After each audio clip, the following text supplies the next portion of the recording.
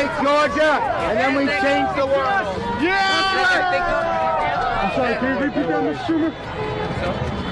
Now we take Georgia, and then we change America. Yay! Now we take Georgia, we change the world, and he revised that down to just changing America. That's, of course, Chuck Schumer, Senate Minority Leader, and expects to continue to be Senate Minority Leader because, as John Fund writes in National Review, don't believe the hype about the notion that Democrats, even if the margin, the 12,000 vote margin that Biden enjoys over Trump in Georgia holds up, that means that Democrats are positioned to win those 2 Senate seats as well. For more on this, we're pleased to be joined by John Fund, columnist for National Review. John, thanks for joining us. Appreciate it. Pleasure. Thank you very much. Let's talk about those Senate races because not only does control of the Senate hang in the balance, the margin hangs in the balance. And it'd be nice to have 52 if you're a Republican and not 51, much less 50. But 51 with Collins and Murkowski and Romney doesn't give you a margin on all the issues that may arise that you would otherwise like to enjoy. So let's talk about David Perdue versus Loeffler. Perdue seems to me to be in a stronger position than does Kelly Loeffler, but give us your handle on both races. Well, they're 2 different races, and I think that they balance out pretty much in the end. Perdue led his Democratic opponent by over 2 points. The Libertarian candidate was the reason they went to a runoff. The Libertarian candidate is a conventional Libertarian, very conservative on economic issues.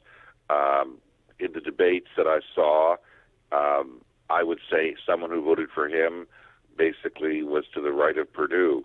So I think that Jan Ossoff, the Democratic candidate, did a good job, but he's Atlanta, he's urban, he won't play well in the rural areas. As for Kelly Loeffler, her opponent, Raphael Warnock, is a minister, respected, teaches at Martin Luther King's old church in Atlanta, but he has ties to the Reverend Wright.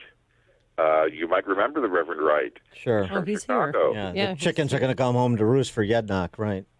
Let's just say that, remember, Barack Obama skated by because we didn't learn about the Reverend Wright until very late in 2008. Well, we know all about Reverend Wright and Mr. Warnock now, and he's also made comments opposed to Israel. He has said many times that he has friends in the Black Lives Matter movement. Stacey Abrams, by the way, continues to use Black Lives Matter rhetoric. She's the face of the Democratic Party turnout machine in Georgia. I like my chances. And remember the most important thing about runoffs. Runoffs have much lower turnout. You're asking people to be motivated to go out and vote in the middle of the Christmas, New Year's holiday season. Yeah. There have been runoffs in Georgia for 60 years. They've been runoffs for everything from University of Georgia regent positions to Public Utility Commission to governor to senators. And in all of those runoffs, do you know how many runoffs Democrats have won? 0. 0. Wow. Question about Warnock versus Loeffler, though. One thing that Loeffler has to do is make amends with Doug Collins, the Republican congressman that challenged her for this seat, because she was fighting essentially a 2-front war. I mean, you could say the same thing about Collins, but the consolidation of Republican support needs to happen for her. Absolutely, and I think that's one of the reasons why Perdue went to a runoff was there was a little bit of division in the Republican Party. But Collins has been appointed to head President Trump's recount effort in Georgia. That's an attempt to integrate him into the Republican Party to say, you have a political future. And Loeffler, by the way, is independently wealthy. She's already spent a chunk of her own money in this race. She will spend whatever she needs to of her family's fortune in this race. Now, the one area where I think she's vulnerable is, of course, she was accused of insider trading earlier this year, of basically trying to sell pharmaceutical stocks in the middle of the COVID crisis. But there was an ethics committee investigation in the Senate. It's a bipartisan committee, and she was cleared. One other thing about Warnock. It's interesting. I don't think I've ever seen this, and I wonder what the point is and how it plays in Georgia in a general election, including a runoff. Reverend Raphael Warnock on his yard signs and campaign material, the use of his title of Reverend on his campaign material. No one is going to make a big issue of that. He can call himself anything he wants. I'm sure that he will motivate a lot of people to vote in the churches. But the bottom line is people in modern America vote for the whole campaign, the whole candidate. And I think when this is over, Reverend Warnock will be viewed as a fine man of God who's way too liberal. And what about mail-in ballots and absentee ballots? Is there already a push for that, for this runoff election, or are there different rules? No, the rules are basically the same. However, if there have been real anomalies, problems, issues, remember, the governor of Georgia is a Republican, the Secretary of State is a Republican, the legislature is a Republican. If there's a real problem that is uncovered, they are perfectly capable of calling a special session of the Georgia legislature in the next few weeks and making sure that those laws are battened down. Well, I mean, there are some questions right now, one being the matter of vote counting in Fulton County, and two being the matter of that Dominion voting system software and whether or not there was a glitch in Georgia the way there was a glitch in Michigan. The software issue is something that's beyond my pay grade. I leave that to the experts. However, I will say software is something that has been looked at dozens and dozens of times in contest after contest in this country. Our low voting machines are not connected to each other. There's not interconnection. Therefore, the challenge of using software to steal votes on a mass basis is a really big one because they're not interconnected, and there's never been an example proven.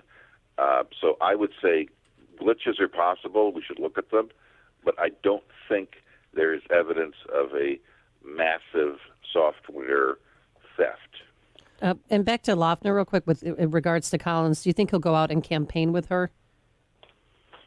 Because that might help. Believe me, there will be enormous pressure in the Republican Party for United Front. And remember, the message is very important. The first commercial will feature Chuck Schumer from New York City saying, we're going to change America. We just have to win Georgia first. Yes. And then you'll have commercials saying, well, who is campaigning? Who wants these Democrats? Well, Nancy Pelosi from San Francisco, Chuck Schumer from New York City, AOC from New York City, Kamala Harris from San Francisco. And where's their money coming from? Well, it's all coming from outside Georgia. So I think there's a lot of good messaging there. With respect to Trump, just thinking about this globally, the special election, yes, but bigger than that. If he ultimately is determined to his satisfaction to have lost the race and the transition to a President Biden occurs and so forth, what do you think will be Trump's role in Republican Party circles going forward? Will it be still someone who not just commands an audience, but can also deliver votes, and that McConnell and McCarthy will still enlist him for support in races in the midterms and beyond? Or how do you see that playing out? I don't think Donald Trump needs anyone's permission to insert himself into a race. If he wants to do that, he will show up. There are places where he will be very popular, and there are places where he will campaign, and there are places where he will have large rallies. And as for his future in the Republican Party, he will spend a lot of time hinting that he's going to run again in 2024. He will spend a lot of time saying that Joe Biden is doing a bad job. But ultimately, the Republican Party is going to realize it needs to look at new leadership. It needs to have a competition between all of these younger candidates, whether they're Mike Pence, Nikki Haley, Kristi Noem, Governor DeSantis of Florida, and there's going to be a competition for the future. And Donald Trump will be 78 years old. So I think Donald Trump remains a factor, but I also think people are going to be looking beyond him because in 2024, they're going to have options as well. He is John Fund, columnist for National Review. John, thanks as always for joining us. Appreciate it. Thank you. Thank you. And he joined us on our turnkey.pro answer line. Listen to Dan and Amy on your smartphone. Download the AM 560 mobile app today at 560theanswer.com/mobile. When you're serious about your concealed carry training and education and are ready to learn from an active police officer with a teaching degree, check out Illinois Concealed Carry Training in Midlothian. You'll learn safe, responsible firearm use, home defense planning, conflict avoidance, situational awareness, and how to remain physically, morally, and financially safe in the event you must use your firearm in self-defense or the defense of another. Weekday and weekend classes available. For information, visit Illinois Concealed Carry Training online at icct.us. That's icct.us. I'm Sergeant Gary Carr, police firearms trainer and the owner of Illinois Concealed Carry Training. We'll arm